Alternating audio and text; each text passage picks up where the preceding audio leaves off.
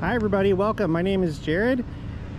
Today I am at Heritage Park Saluda Memorial. We're in Lexington, Missouri.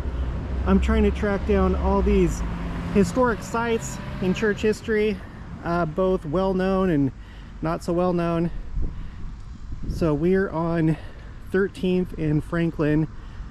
The exact location is in the description box below. I've decided to go ahead and do commentary with these videos. I've gotten some feedback and I just felt like I should. So let's read some of these plaques here.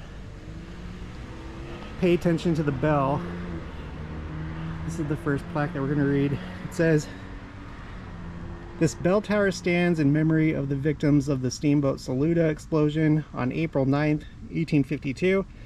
It also honors the many Lexington victims who came to the aid of the passengers. The Saluda's original 1849 bell now sits in front of the First Christian Church in Savannah, Missouri," which I guess I'll have to do a video of that and track that down. This 1847 bell, with its similar Diana the Huntress design, was donated to the Lexington Historical Association by Pierre Colbert. The tower was dedicated on April 9, 2002, with the participation of Saluda descendants. Well, that's an interesting year for that to happen. That's the year that the Olympics came to Salt Lake, the Winter Olympics.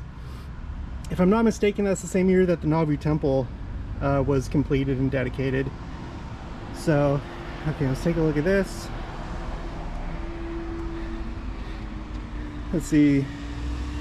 This is for William Morrison. Okay, I don't think I'm going to read this, but you can pause and read this if you'd like. I don't think this is a member of the church. Let's go ahead and move on to this. The Steamboat Saluda disaster, April 9th, 1852. All right. In early April 1852, the aging seaside wheeler steamboat Saluda churned up the Missouri River from St. Louis, bound for Canesville, or modern-day Council Bluffs, Iowa. Unable to push past the Lexington Bend due to ice flows and strong currents, it docked at Lexington's upper landing. Among 175 passengers still on board were people heading for various upriver towns, men bound for California goldfields, and about 75 Mormon immigrants, mostly Europeans, hoping to join wagon trains going to Utah Territory. On Good Friday morning, oh wow, of all days, on Good Friday morning, April 9th, Captain Francis Belt vowed to, quote-unquote, round the bend or blow this boat to beep. At about 7:30 a.m., the Saluda eased from the landing. Before the paddle wheels made 3 revolutions, the red-hot boilers exploded. The sound was heard 2 miles away. Passengers, crew, baggage, timbers, chimneys, and boiler scraps were blown ashore or into the river. The Saluda's bell landed high up the riverbank, as did a 600-pound safe with a yellow spotted dog killed leashed to it. Oh wow. 2/3 of the boat, everything above the lower deck and extending back to the wheelhouse, was blown away. Currents moved the Saluda's remains back against the levee, its stern section underneath several feet of water. Estimates of the dead and missing vary from 26 to 135. Best eyewitness accounts, sorry, there's a truck going by right now. Very nice. Best eyewitness accounts say about 75 were killed or lost and presumed dead, and 3 dozen injured. Captain Belt was killed. Only 3 officers survived. Lexington's shocked citizens rallied heroically to rescue victims, nurse the wounded, raise funds for those who lost everything, and find homes for orphans. 21 victims were buried in Lexington. Okay, 21 victims were buried in Lexington that terrible Friday. Most survivors quickly found other transportation and continued their journeys.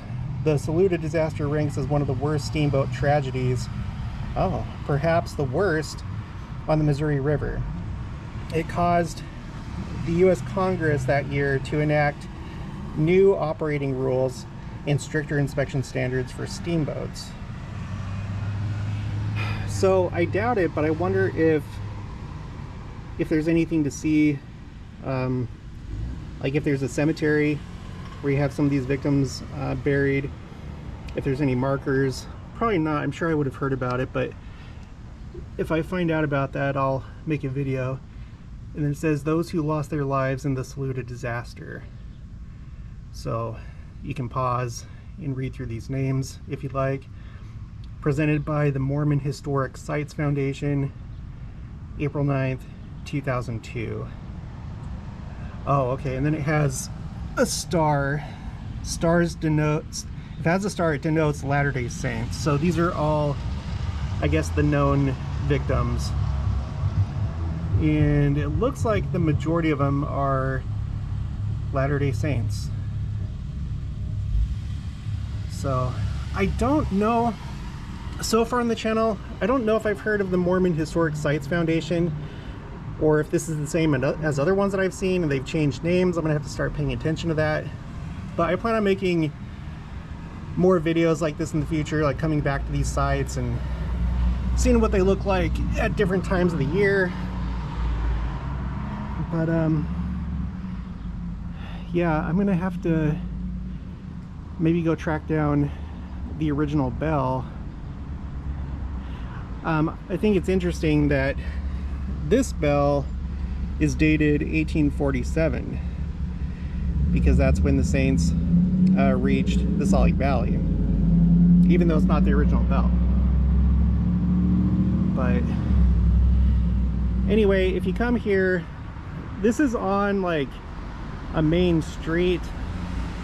I think it's the main street that goes north and south through town. Again, this is Lexington, Missouri. But oh my gosh, it's so hot today. I need to get back to the car and drink some water and Powerade. I hope you enjoyed this. Let me know if you like me doing commentary. But that'll be it. So I'll talk to you next time.